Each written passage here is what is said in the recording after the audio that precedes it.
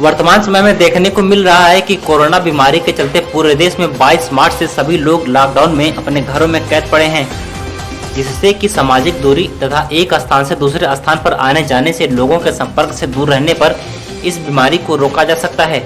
इसलिए पूरे देश के श्रमिक मजदूर, किसान तथा सामान्य जनता लॉकडाउन एवं सामाजिक दूरी बनाए रखने के नियमों का घर में बैठकर पालन करते हैं। लेकिन अब यह देखने को मिल रहा है कि जब देश में कोरोना के मरीजों की संख्या 50 थी, तब हमारा पूरा देश लॉकडाउन में फंसा हुआ था।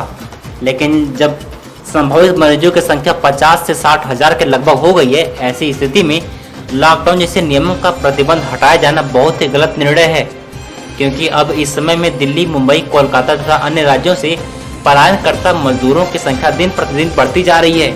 क्योंकि जिन मजदूरों को एक स्थान पर अस्थायी रखकर खाने पीने से तार रहने की व्यवस्था की जो उम्मीदें दी गई थी, उस पर पानी फिर गया, जिसके कारण अब तो भूखे रहकर पैदल तथा साइकिल से चलकर सारे मजदूर अन्य स्थानों से प्रस्थान करके अपने घरों की ओर निकल चुके हैं। अब ऐसी स्थिति में पूरे देश के लिए बहुत ही बड़ी समस्या दिखाई दे रही है, क्योंकि जब इन्हीं पलायनकर्ता मजदूरों को रोकने तथा खाने, रहने तथा अन्य सुविधाओं के लिए पूरे देश के राजनेताओं की 1 साल की नीति बंद की गई है, हर विभागों से चंदा वसूला गया, पूंजीपतियों से चंदा वसूला गया। इसके बाद यदि जो भी मजदूर या श्रमिक वर्ग दूसरी जगहों से अपने घरों तथा राज्यों के लिए निकलेंगे, ऐसे लोगों से किराए के रूप में मोटी रकम वसूली की गई। तब लॉकडाउन के समाप्त करने की कौन सी आवश्यकता महसूस हो रही थी? तो यही कामगार मजदूर श्रमिक वर्ग को पहले उनके राज्यों तथा उनके जिलों में पहुंचाकर तब लॉकडाउन किया गया होता। ऐसी स्थिति में दिल्ली, मुंबई तथा आंध्र प्रदेश से आने वाले मजदूर इतना प्रताड़ित हुए हैं, एक तो कुदरत का कहर, उसके बाद बेगुनाह श्रमिक मजदूर वर्ग का पुलिस प्रशासन द्वारा लाठियां अभी बरसाई गई हैं। इस तरह से त्रस्त होकर पैदल, साइकिल तथा ट्रक का सहारा लेकर ऐसे लोग अपने अपने क्षेत्रों को पहुंच रहे हैं। मई के महीनों में इस चिड़चिड़ाती धूप में ट्रकों के ऊपर बैठकर यात्रा करना, रोड पर पैदल यात्रा करना, प्रशासन का दर्द इन मजदूरों एवं श्रमिक वर्ग का कितना बड़ा गुनाह है कि जिनके माध्यम से बीमारी आई वह लोग महलों में बैठे हैं तथा जिन लोगों को मजदूरी करके अपना परिवार चलाना है वह लोग दिन प्रतिदिन दुर्घटना के शिकार होते चले आ रहे हैं। अमरजीत यादव का सरकार से विनम्र निवेदन है कि जो आंकड़ा मरीजों का बनाया जा रहा है, ठीक उसी प्रकार कितने श्रमिक भूखे प्यासे मर रहे हैं उनका भी आंकड़ा तैयार किया जाए और दिखाया जाए। इस स्थिति में अपनी नाकामी को छुपाने के लिए सरकार लॉकडाउन खोल दी है। जब देश में इतनी विषम परिस्थितियों से गुजर रहा है, इसी बीच भगौड़े व्यापारियों का 68,000 करोड़ रुपए का कर्ज माफ करने की कौन सी जल्दी पड़ गई थी? इस समय तो ऐसे लोगों से वसूली करके अपने देश की बिगड़ती हुई स्थिति को सुधारने की आवश्यकता थी, लेकिन इस समय इस तरह का गलत निर्णय लेकर सरकार कुछ पूंजीपतियों के स्वार्थ में समस्त देशवासियों के साथ बहुत ही विश्वासघात का कार्य किया है। ऐसी स्थिति में बाबू केदारनाथ जन सेवा संस्थान के सदस्यों द्वारा हर क्षेत्रों में घूम घूम कर सभी लोगों को जागरूक किया जा रहा है कि अभी सभी लोग अपने अपने घरों में रहें तथा जो लोग बाहर से आ रहे हैं उनकी सूचना ग्राम प्रधान एवं प्रशासन को देकर ऐसे लोगों की जब तक जांच नहीं हो जाती है, गांव में अंदर सभी लोगों के बीच रहने से बचाव किया जाए, ताकि मजदूर, श्रमिक, किसान, बेगुनाह जनता के ऊपर यह कहर ब्लेम न दिया जाए कि जनता मनमानी कर रही थी, इसलिए समस्याएं बढ़ती चली गई हैं। यदि ऐसी स्थिति में समस्या रुकती नहीं है तो इसकी जिम्मेदारी पूरे देश और प्रदेश की सरकारों की होगी। अपने अपने क्षेत्रों में समस्त आगंतुकों तथा क्षेत्र की सामान्य जनता को जागरूक करने के लिए अमरजीत यादव, इंद्रराज यादव, राम प्रवेश यादव, मनीष यादव, धर्मेंद्र यादव, धीरज यादव, अनंत यादव, राम प्रताप, रमेश यादव, सुरभानु गौतम, चंद्रशेखर, बच्चा यादव तथा अन्य सम्मानित सदस्य असहाय तथा गरीबों की समस्याओं से अवगत होने तथा यथासंभव इनका सहयोग करने का कार्य लगातार करते चले आ रहे हैं। देखिए, स्वागत है आप लोगों का नेशनल खबर 9 में। मैं संवाददाता अमरजीत यादव।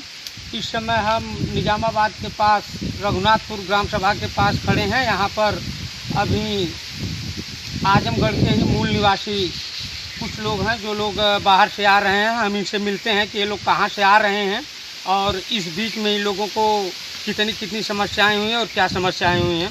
हाँ भाई, जब बताइए, आपका नाम क्या है? रामोवत। आप मेरा नाम है जी। मैं हैदराबाद से आ रहा हूँ। अच्छा, आप हैदराबाद से आ रहे हैं? हैदराबाद से आ रहा हूँ जी। और वहाँ मैंने 2 दिन लाइन लगाया जी। पास बनवाने के लिए। पास बनवाया जी। फिर स्टेशन रेलवे स्टेशन पे गया सिकंदराबाद में जी। तो वहाँ के पुलिस वालों ने डंडा मार के भगा दिया। अच्छा, जो पास बनवाने के लिए कहा गया था, आप पास बनवाए फिर स्टेशन गए तो पुलिस वालों ने डंडा हाँ, मार के पुलिस भगा वालों दिया। ने बोला थाने के ऊपर जाओ, हाँ थाने पे स्टंप लगेगा, हाँ। तब इसके बाद ट्रेन का तुम्हें पास मिलेगा। तो ऐसा कुछ नहीं हमारे साथ। अच्छा, तो आप आए कैसे हैं फिर वहाँ से? वहाँ से फिर हमने ट्रक पकड़ के आया। अच्छा, आप लोग लाइन लगा के पास बनवा के पुलिस का डंडा खा के इसके बाद भी आप लोग ट्रक से आए हैं? कईयों हजार आदमी थे वहाँ पे। अच्छा, वहाँ पर अभी कईयों हजार लोग इसी तरह फंसे हुए हैं। फंसे हुए बहुत लोग फंसे हुए। अच्छा, जो लोग फंसे हुए हैं उन लोगों को शासन प्रशासन से कुछ खाने पीने की या ऐसी हाँ, कोई खाने सुविधा की व्यवस्था?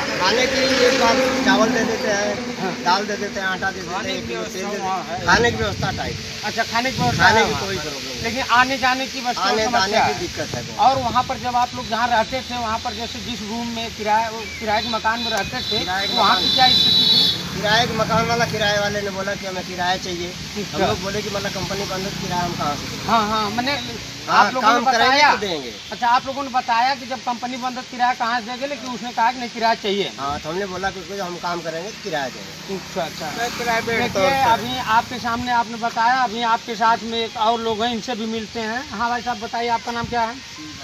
शिवदास। आप भी साथ में हैदराबाद से आ रहे हैं? तो आप जैसे ट्रक से ही आप सभी लोग आए हैं साथ में, तो जिस ट्रक से आप लोग आए एक ही ट्रक से वहाँ से यहाँ चले आए हैं या बीच में बदलते बदलते हैं? 3 जगह बदले। अच्छा, वहाँ से चल के फिर आके बीच में कहीं रुके थे, फिर आके इलाहाबाद रुके हैं? इलाहाबाद रुके, इलाहाबाद वालों ने पुलिस वालों ने फिर बैठाया ट्रक पे। अच्छा, फ्री सेवा थी। जी जी हाँ, उसका कोई पैसे नहीं लगा। जी जी रास्ते में भी खाने का भी मिल गया कई जगह। जी जी जी। तो मैंने कहने का मतलब कि बस केवल जैसे कोई आपके रानीगंज में भी पानी और बिस्कुट मिला। रानी की सराय में? प्रदेश में अच्छा अच्छा, ठीक है, कोई बात नहीं है। अभी जैसे यथासंभव रानी की सराय में आपको मिला है तो जो प्रयास किया जा रहा है, अभी कुछ यहाँ भी व्यवस्था हो जा रही है, तो आप लोगों को पानी पीने की कुछ करने की व्यवस्था की जा रही है। यहाँ से आपका घर कितना दूर है? यहाँ से 10 किलोमीटर करीब पड़ेगा। 10 किलोमीटर के आसपास घर है। चलिए, अच्छा, ठीक है, बहुत बहुत धन्यवाद।